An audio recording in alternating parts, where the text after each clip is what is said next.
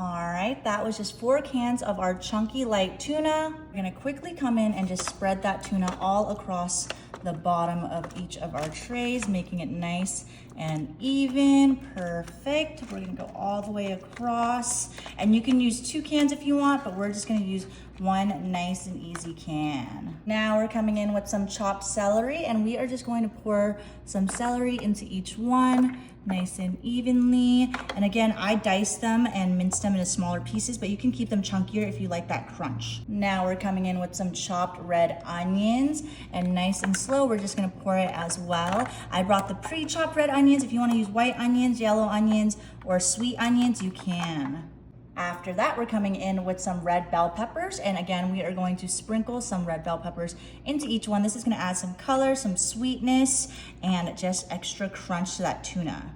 Now we're coming in with some green bell pepper, same thing, not to be confused with your celery, but this is just gonna add a little bit more texture as well, and that is why we're adding all of it. Now we're coming in with some fresh parsley, and this is my favorite hack. We're just gonna cut some fresh parsley all across. You can go in circles, you can pre-chop if you want, but we're all about efficiency because we gotta get the kids to school, and I am running late, so we don't have time to be slowly mincing with our cutting board. This also saves on dishes as well, so go ahead and just chop as much as you want. Now we're coming in with some real mayonnaise. I love mayonnaise for my tuna, and you can already tell what we're making. We're gonna put 1 to 2 scoops in each one, and we're just gonna add it completely in there, getting it all up in there as well, and just placing some scoops. And this is going to bring everything together. If you want it to be a little healthier, you can use avocado. All right, and we're just gonna add a little bit more into our last 2, just getting that right on out there. That looks great, our last bit.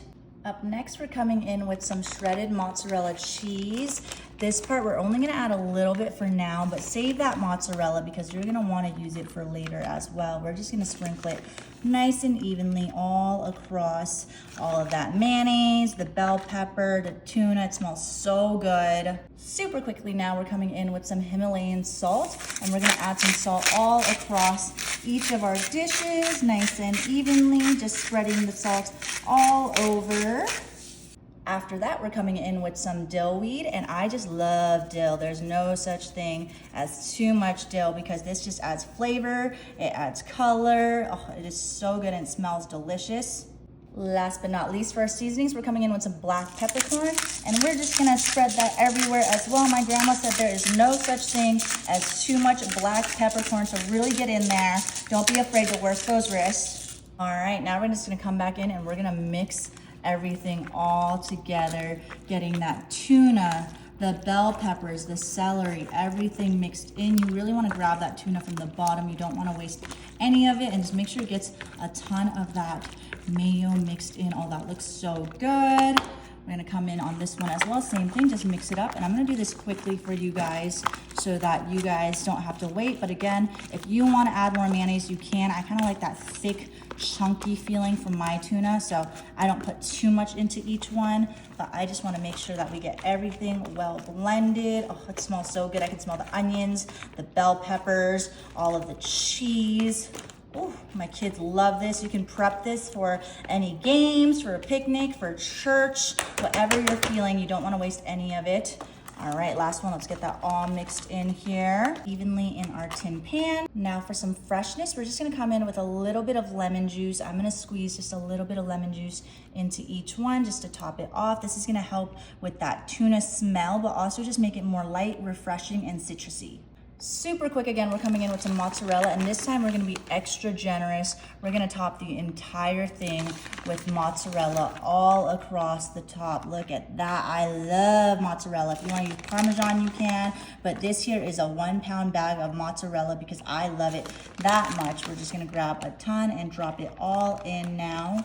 Then we're coming in with some Texas toast. This is garlic Texas toast, and we are going to place 2 of these into each one. Oh, this is gonna be such a delicious recipe. You can find this again in the frozen aisle at your grocery store. And I let it defrost a little bit. It doesn't really matter, but they also have different flavors. There's garlic, there's original. I believe there's almost like a tomatoey one as well, but I love this Texas toast because this is delicious and garlicky and tastes so authentic. All right, this is ready to go in the oven at 350 for about 25 minutes.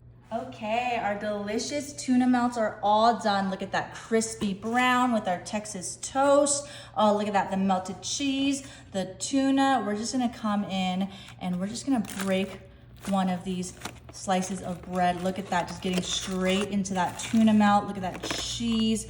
Oh my goodness, I don't think I need such a big bite, but I just want a little slice. Oh, look at that.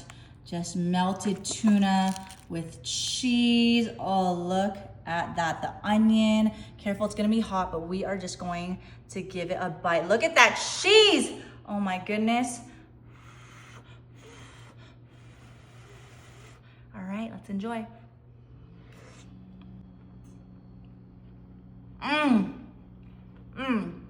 That is so good. The perfect tuna melt. You have to try it.